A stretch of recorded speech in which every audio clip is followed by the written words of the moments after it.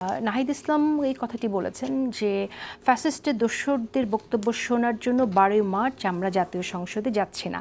আমরা জাতীয় সংসদে যাচ্ছি, বাংলাদেশের মানুষ এই ইলেকশনে গণভোটে হ্যাঁয়ের পক্ষে ভোট দিয়েছে, সেই হ্যাঁয়ের পক্ষে সংস্কারের বাস্তবায়ন করার জন্য। আমার প্রশ্ন হচ্ছে যে এই সংসদে তিনি ভাষণ দেবেন, শুধু কি ভাষণ শোনার জন্যই সবাই সংসদে যাচ্ছে? এটা সংসদ তো শুধুমাত্র হ্যাঁয়ের পক্ষে সংস্কার না, এটি রাষ্ট্র পরিচালনার জন্য বিভিন্ন নীতিগত সিদ্ধান্ত সেখান থেকে হবে, সব মিলিয়েই তো আসলে সংসদ একটা গুরুত্বপূর্ণ ভূমিকা রাখবে। তাহলে এই যে ফ্যাসিস্টের দোসরে বক্তব্য শোনার জন্য যাচ্ছি না, অ্যাজ ইফ যে এখানে সবাই এটাই এই জন্যই যাচ্ছে, তো এটা কি আসলে একটা রাজনৈতিক কারণেই বলা, নাকি আসলে কি একটু বুঝতে চাইছি আমি মনিরা শারমিন। দেখেন, 5 আগস্ট পরবর্তী সময় আমরা একটা নির্বাচন দেখলাম, এবং আমি যদি বলি যে সেটা তুলনামূলকভাবে কিন্তু গ্রহণযোগ্য নির্বাচন। আমরা যতগুলো নির্বাচনের কথা শুনি, ভালো নির্বাচন বলেও আমরা যেগুলো থেকে জানি,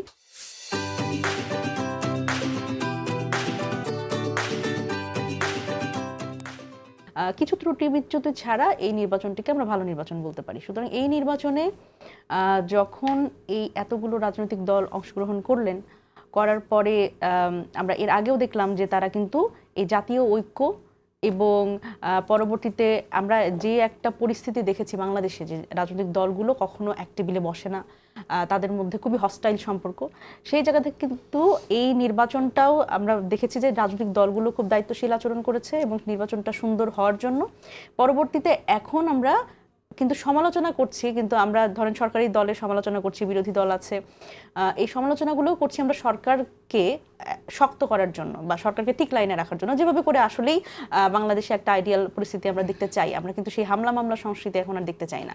কিন্তু আপনি খেয়াল করে দেখেন যে যেই রাষ্ট্রপতি, এখানে আমি যদি বলি যে এই পুরো সিস্টেমটার মধ্যে খুব গুরুত্বপূর্ণভাবে জেকে বসে আছে হচ্ছে রাষ্ট্রপতি, এবং রাষ্ট্রপতি আমি আপনার অনুষ্ঠানে এর আগেও বলেছি তার নৈতিক যোগ্যতা নাই আসলে রাষ্ট্রপতি থাকার। এখন এই কথাটা আমি এর আগেও বলেছি যে এই রাষ্ট্রপতি যদি ওই সময় শেখ হাসিনার সাথে পালিয়ে যেতেন তাহলে আসলে কি হতো, সেই জায়গাটা যদি আমরা চিন্তা করি, তখন তো আমরা কোনো না কোনো একটা উপায় বের করে ফেলতাম।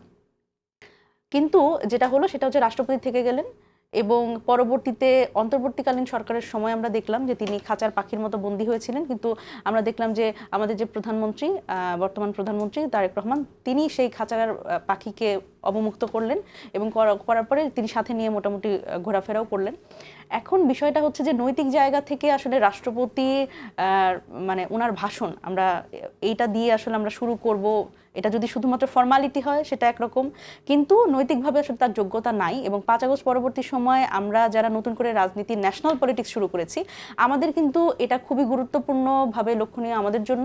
সেটা হচ্ছে যে আমরা এইরকম একজন আওয়ামী মনা এবং আওয়ামী লীগের যদি বলি যে তার লেসমেন সারা, যে হাসিনার লোক যে একজনকে রেখে গেছে, সে হচ্ছে এই রাষ্ট্রপতি চুপ্পু, এবং যিনি আসলে হাসিনার পদধূলি যদি না পান, ওনার ঘুম হয় না, ওনার মন খারাপ লাগে। এবং আমরা এরপরেও দেখলাম যে সেই ইতিহাস আমরা জানি, সেই স্টোরিগুলো আমরা সবাই জানি, কিন্তু প্রশ্ন হচ্ছে যে সেই রাষ্ট্রপতির কাছ থেকেই তো নাহিদ ইসলামও শপথ নিয়ে উপদেষ্টা হয়েছিলেন, তাহলে আজ কেন এই কথাটা বলতে হচ্ছে? তখন কেন নাহিদ ইসলাম বললেন না যে ফ্যাসিস্টের দোসরের কাছ থেকে আমরা আসলে এই শপথটা নেব না, তার মাধ্যমে আমরা শপথ নেব না? একদম। দেখেন, এই জায়গাটাতে যখন প্রশ্নটা আসে তখন আমাদের কিন্তু শুধুমাত্র নাহিদ ইসলামদের প্রশ্ন করলে হয় না, কারণ আমরা সবাই কি না, কিন্তু আজকের বক্তব্যটা তো শুধু নাহিদ ইসলাম আমি বলছি পার্থক্যটা বলছি, সময়ের পার্থক্যটা বলছি। দেখেন, 5 আগস্ট পরবর্তী সময় যখন আমরা প্রথমে বললাম যে আমরা আসলে একটা জাতীয় সরকারের দিকে যেতে পারি কিনা, তখন বিএনপির পক্ষ থেকে নাকচ করা হয়েছে, জাতীয় সরকারে তারা যেতে চায় না, এবং তারা তখন বলেছে তারা নির্বাচনের মাধ্যমে আসলে সরকার গঠনে বেশি আগ্রহী। সেই সময় আমরা যদি দেখি, সেখানে উপদেষ্টা পরিষদে গণ অভ্যুত্থানের রিপ্রেজেন্টেশন হিসেবে আমাদের পক্ষ থেকে প্রথমে 2 জন গেছে এবং পরবর্তীতে 1 জন গেছে। এবং আমি সবসময় বলেছি যে উপদেষ্টা পরিষদ হচ্ছে সর্বদলীয়।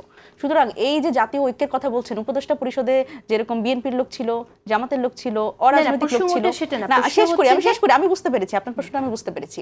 এখন তখন যখন আসলে এই শপথের কথা এসেছে, তখন কিন্তু শুধুমাত্র নাহিদ ইসলামদের উপরে ডিপেন্ড করছে না যে এই শপথটা আসলে কিভাবে হবে বা তারা আসলে শপথ দিবেন কি নিবেন না, এইটা শুধুমাত্র আসলে নাহিদ ইসলামের উপরে ডিপেন্ড করছে না, কারণ উপদেষ্টা পরিষদের উপর ডিপেন্ড করছিল।